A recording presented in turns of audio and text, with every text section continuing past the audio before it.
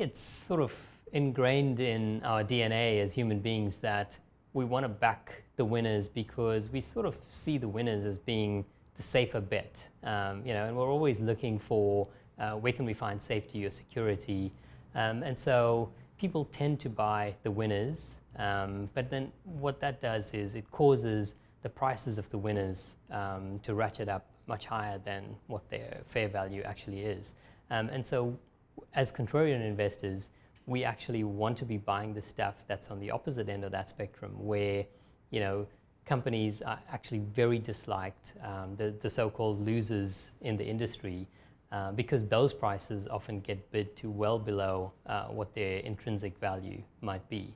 I think the other side of that coin, in terms of investors looking for safety, is that you get this herd mentality where everybody wants to buy what everyone else is buying because they feel that there's safety in numbers.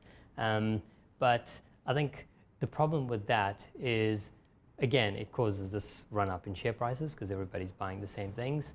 But also I think why people do that is because if they end up making the wrong decision, they've got a whole bunch of other people that have made the wrong decision with them. And so they feel okay that they've made the wrong decision. Whereas I think we at Allan Gray, we're not afraid to be the only ones to get something wrong, because if you're willing to take the risk of getting things wrong, then that also means that you're giving yourself the opportunity to get things right.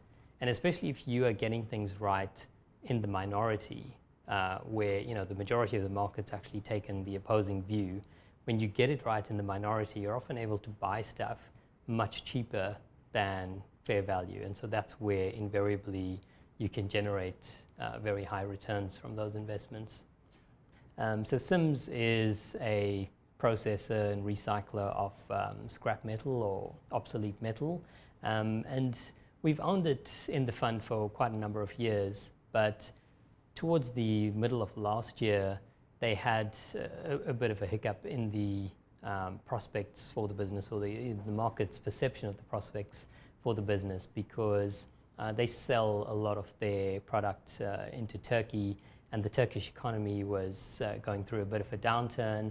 And also, the scrap that they process is used in the manufacture of steel, and there were tariffs being placed on exports of steel out of Turkey. So that was one sort of negative issue that impacted the company. And the other was they export, or rather they sell non-ferrous scrap to companies in China to be processed into value-added metals like aluminium and copper and so on. And the Chinese government was placing bans on low-quality scrap metal coming into the country. And so those two things sort of weighed on the company's share price quite significantly. But when we look at those things, we look at also what is the quality of the company and its ability to withstand these sorts of headwinds. And we think that the issues in Turkey are probably not permanent, and so there's a good chance that that turns around. And as for the issues in China, what Sims have been able to do is to invest in their recycling and processing facilities so that the product that they sell into China is actually of a higher quality and will meet the requirements of the Chinese government. And so, those types of things can be overcome to some extent. And so the market can sometimes be a little too pessimistic when it comes to these sorts of uncertainties that might crop up for the prospects of a company.